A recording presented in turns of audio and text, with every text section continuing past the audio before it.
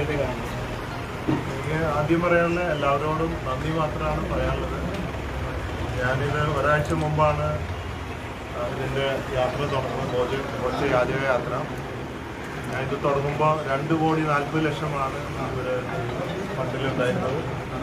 അതിനുശേഷം പല സംഘടനകളും മനുഷ്യ സ്നേഹികളൊക്കെ ഇത് പ്രവർത്തിച്ചു. ബോച്ചെ ഫാൻസ് ചാരിറ്റബിൾ ട്രസ്റ്റ് എല്ലാ ജില്ലയിലും പ്രവർത്തിച്ചു.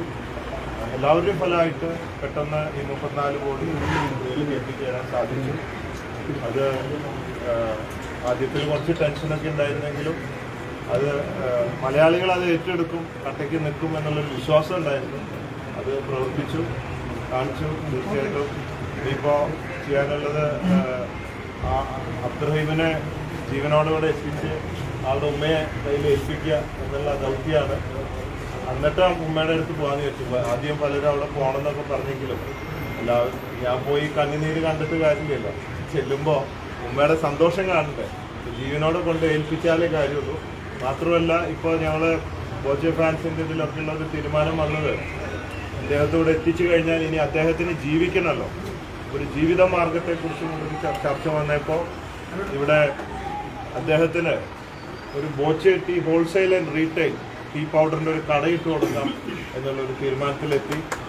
അതിന് ഫണ്ട് കണ്ടെത്താൻ already Boche tea lucky draw ticket challenge already declare ചെയ്ത് വെച്ചിരുന്നു 2 ദിവസം മുമ്പ്. അതിപ്പോൾ ഇനി മാറ്റണ്ടെന്ന് വിചാരിച്ചു. അതിൽ വരുന്ന ഫണ്ട് അബ്ദുറഹീമിന് ഷോർട്ട് വരികയാണ്. ഇപ്പോൾ 1 കോടി ഞാൻ കൊടുത്തതിന് പുറമെ അതിൻ്റെ ചെക്ക് കൊടുക്കുന്നുണ്ട്. അതിന് പുറമെ എന്തെങ്കിലും കുറവ് വന്നാൽ അതിൽ നിന്ന് എടുക്കാമെന്നുള്ള തീരുമാനമായിരുന്നു.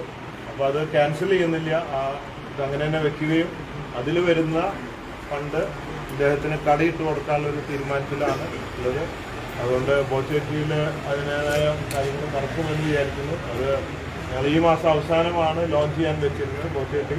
അതിപ്പോൾ ഓൺലൈൻ മാത്രം നേരത്തെയാക്കി ദിവസേന അതിലൂടെ രാത്രി 10:30 നറുക്കെടുപ്പിലൂടെ എല്ലാ ദിവസവും ഓരോരുത്തർക്കും 10 ലക്ഷം രൂപ സമ്മാനവും 15,000 പേർക്ക് മറ്റ് ക്യാഷ് പ്രൈസുകളും കൊടുക്കുന്ന ഒരു സംവിധാനം, അത് പ്രൊമോട്ട് ചെയ്യാൻ വേണ്ടി പെട്ടെന്ന് ഫണ്ടിന് വേണ്ടിയിട്ടാണ് പെട്ടെന്ന് ഓൺലൈൻ അങ്ങനെ ഒരു സംവിധാനം കൊണ്ടുവച്ചത്.